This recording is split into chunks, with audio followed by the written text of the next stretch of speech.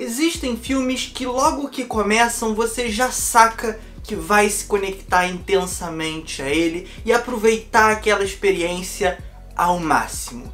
E foi o meu caso com o filme que falaremos hoje. Prazer, eu sou o Luca Leal, você está no meu canal e vamos discutir sobre dublê de corpo.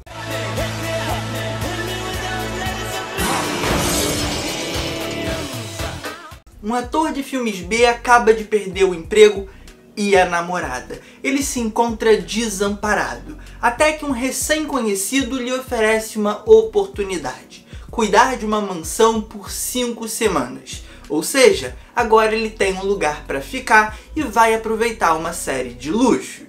No entanto, logo nos primeiros dias ele começa a observar pela janela uma vizinha, que faz algumas apresentações de dança um pouco mais sexuais, e isso vai mudar a sua vida para sempre. Dublê de Corpo, lançado em 1984, é um dos grandes filmes do cineasta Brian De Palma, também responsável por Os Intocáveis, o primeiro Missão Impossível, Carrie a Estranha, Um Tiro na Noite e Vestida para Matar. Só filmaço! Inclusive eu já falei de alguns filmes desse cineasta aqui do canal. Tanto alguns desses filmes que eu mencionei ao apresentar a filmografia do Brian De Palma, como alguns outros que eu não citei, mas também são filmaços. Mas Luca, já que você falou de tantos filmes do Brian De Palma, precisava falar de mais um. O que você tem a acrescentar sobre esse diretor e sobre sua obra? Então, de uns tempos pra cá eu venho me aprofundando na filmografia do De Palma, indo assistir filmes para além daqueles que eu já conhecia dele e são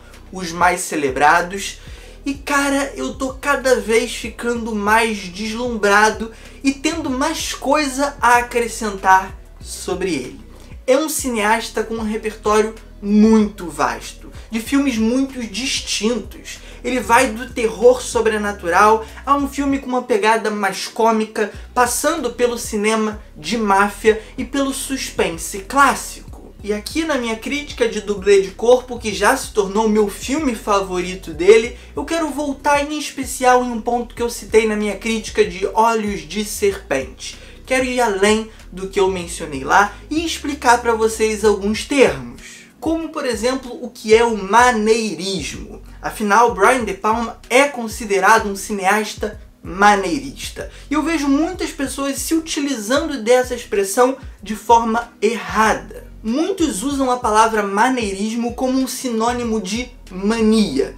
Por exemplo, Zack Snyder sempre está usando aquelas câmeras lentas, é um maneirismo dele. Michael Bay está sempre explodindo tudo, é um maneirismo dele. Não, gente, isso não é um maneirismo desses diretores. É uma mania, é uma marca da filmografia deles. Por sinal, maneirismo é algo muito diferente disso. Um diretor maneirista é aquele que compreende que tudo já foi feito antes dele no que diz respeito a cinema. E a partir disso, ele se utiliza de toda essa bagagem pré-existente para esticar, para desenvolver tudo isso a ponto de gerar algo novo. Então, como exemplo, para ilustrar para vocês o que é um cineasta maneirista, eu trouxe aqui esse filme que bebe diretamente do Hitchcock. Em especial, 2 filmes dele: Um Corpo que Cai, mais conhecido como Vértigo, e Janela Indiscreta. Se você é um pouco mais atento, já deve ter pescado algumas dessas semelhanças quando eu apresentei a sinopse do filme. Afinal, ali a gente já tem alguns elementinhos de Janela Indiscreta, em especial o vizinho que acompanha a vida de outra pela janela. Mas para muito além disso, Dublê de Corpo é um filme que pega as premissas bases desses 2 filmes que eu mencionei, as subverte e transforma em algo novo, original. Você vai ver todo o componente voyeurista das obras do Hitchcock e ainda por cima todo um subtexto, ou melhor, todo um verniz metalinguístico, onde o filme vai dialogar com o próprio cinema e sua forma de fazê-lo. E nesse sentido, o filme bebe diretamente de produções B de Hollywood, afinal é um filme que está ambientado nesse meio e também do cinema pornô. Com isso até, Brian De Palma incorpora toda uma sensualidade e um erotismo ao filme, que vai possuir algumas cenas de nudez e uma vulgaridade maior do que as obras do Hitchcock apresentavam, até por um contexto histórico a qual esse diretor estava inserido de maior limitação. Ele era de certa forma podado e não podia mostrar várias coisas que já nos anos 80 o De Palma pôde fazer. E outro aspecto que eu preciso mencionar é como a construção do suspense é feita aqui. Através de um jogo muito interessante de plano e contraplano, em especial a utilização da câmera subjetiva. É uma marca do Brian De Palma, ele faz em outros filmes, talvez o mais marcante nesse sentido seja Carlitos Way, mas aqui isso aparece como uma ferramenta de explorar o extracampo. E além disso, outra ferramenta muito eficiente utilizada aqui para a promoção do suspense é a montagem paralela. Aquela coisa de um personagem estar correndo desesperado para chegar em um lugar e a gente está acompanhando o que está rolando naquele lugar que ele quer chegar e tudo vai ficando cada vez mais ansioso, cada vez mais tenso. Ele está se aproximando, o cara vai matar, ele está se aproximando, o cara vai matar. E você chega a uma conclusão onde essas linhas da montagem paralela de certa forma se encontram. E quanto ao já citado componente voyeurístico, é muito interessante como existe uma compreensão de como Hitchcock fazia isso e uma atualização. Através dessa metalinguagem que eu mencionei, mas por todo o estilo mais extravagante do De Palma. Ele, por exemplo, é muito celebrado por grandes sequências de perseguição e tensão por corredores. Você tem isso, por exemplo, nos Intocáveis, no Carlitos Way e nesse filme aqui. A gente tem uma sequência numa espécie de shopping ali que vai te criando uma angústia, ele vai trabalhando as camadas da cena. Algo acontece no fundo, algo acontece no primeiro plano, alguma coisa acontece no extracampo e você não consegue ver, mas acompanha a reação do personagem. Cara, isso é trabalhado com um cuidado, com uma maestria, e é uma marca muito própria do De Palma, que a gente não vê, por exemplo, na filmografia do Hitchcock, que é a sua maior inspiração.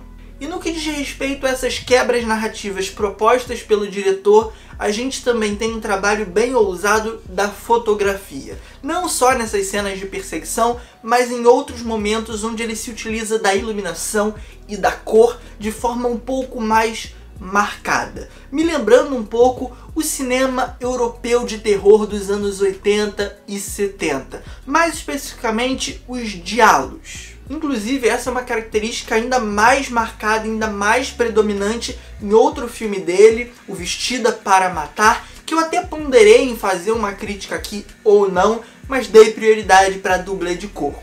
Se vocês tiverem interesse e esse vídeo ir bem, eu posso também falar sobre Vestida para Matar, não é um problema, também é um filmaço e eu adoraria explanar aqui para vocês um pouco da minha visão sobre ele. Mas voltando a dublê de corpo, outro ponto que eu volto a mencionar é sobre essa coisa da metalinguagem envolvendo o cinema. Ok, a gente tem uma série de produções cinematográficas rolando ali, o cinema é mencionado, é uma peça importante, o nosso protagonista é um ator, mas essa metalinguagem não para por aí. Ela está em outras camadas do filme e acabam fazendo com que tudo se engrandeça no que diz respeito às temáticas tratadas.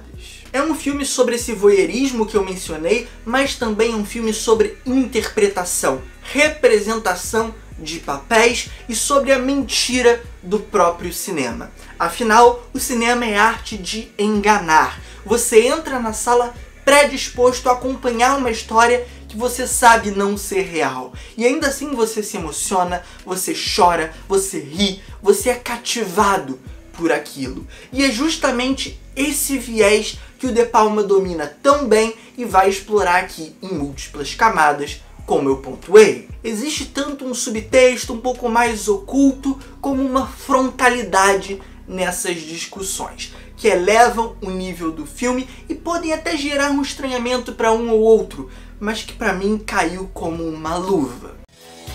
Someone's following you. I know. Look E então, agora fazendo uma espécie de visão geral, Dublê de Corpo é um dos grandes filmes do Brian De Palma e particularmente o meu favorito. Ainda falta assistir um ou outro da sua filmografia, como Dália Negra e Obsessão, mas até então eu vi vários filmaços e esse se destaca. Em especial pela forma com que ele assume esse viés maneirista. Inclusive, eu espero que vocês tenham compreendido o que é esse conceito e parem de usá-lo erroneamente. E aí eu posso até fazer uma recapitulação.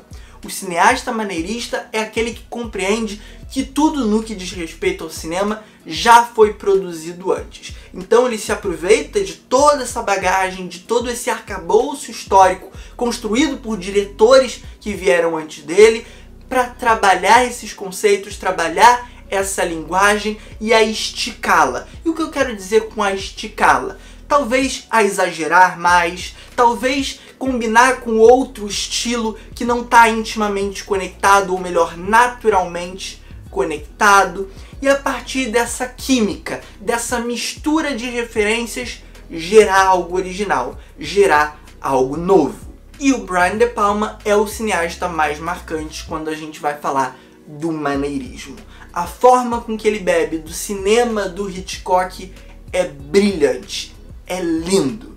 Eu já pontuei isso na minha crítica de Olhos de Serpente, inclusive fica a dica para vocês passarem lá também. O conteúdo tá bem legal, tá muito completinho e esses vídeos de certa forma dialogam. Mas e você? Me conta aqui nos comentários qual a sua opinião sobre Dublê de Corpo e qual o seu filme favorito do Brian De Palma. Vamos conversar, vamos debater, isso é muito importante. E para além disso, deixa o like, se for novo por aqui, se inscreve no canal, ativando o sininho para receber notificações sempre que eu postar um conteúdo novo, beleza? Te ajuda e me ajuda ainda mais. Compartilha com os amigos, valeu, falou e fui!